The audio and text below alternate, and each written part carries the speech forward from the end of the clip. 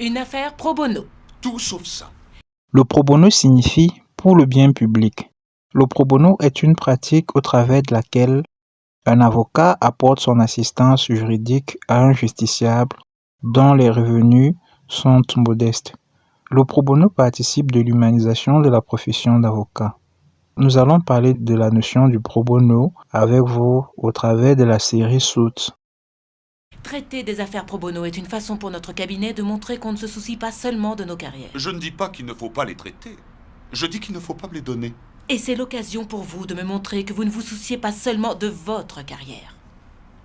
Vous vous en chargez vous-même, hors de question de déléguer. Absolument. La pratique du pro bono présente de nombreux avantages, aussi bien pour les justiciables que pour une bonne administration de la justice de manière générale. Ta première affaire, Génial, c'est quoi? un pro bono, un cas de harcèlement sexuel. Ne dis à personne que je t'ai confié ce dossier et ne te plante pas. Très bien, faites-moi confiance. Je vais assurer comme un chef. C'est ça, t'emballe pas, va d'abord voir la cliente. Eh? En effet, dans nombre de pays, les citoyens ne disposent pas toujours de moyens financiers nécessaires pour s'attacher des services d'un avocat. Pourtant, nombre de justiciables sont attraits par devant les juridictions pour des infractions présumées susceptibles de condamnation à des peines des plus lourdes, notamment en matière criminelle. Racontez-moi votre histoire. Tout a commencé il y a environ 2 ans. J'étais mère au foyer à l'époque. Je m'occupais de mon fils, Freddy. Un jour, Freddy avait 5 ans. On était à un de ses matchs de baseball. Il pestait de pas pouvoir jouer avec les grands.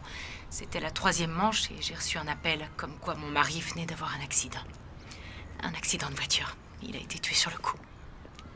Je suis désolé. J'ai fait au mieux pour m'en sortir. Je me suis trouvé un boulot de secrétaire chez Devlin McGregor. J'ai très vite été nommée secrétaire du PDG, Charles Hunt.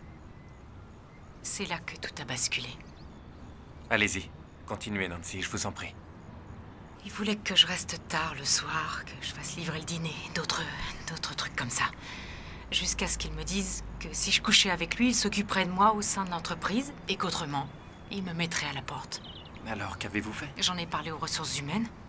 On m'a dit qu'ils enquêteraient, mais ils n'ont rien trouvé qui accrédite ma plainte. 2 mois plus tard, on m'a virée pour incompétence. C'est dingue. Ils m'ont même pas laissé dire au revoir à qui que ce soit. J'ai pas eu le droit à une lettre de recommandation. Je ne cherchais pas à être dédommagée. Je voulais seulement que ça s'arrête.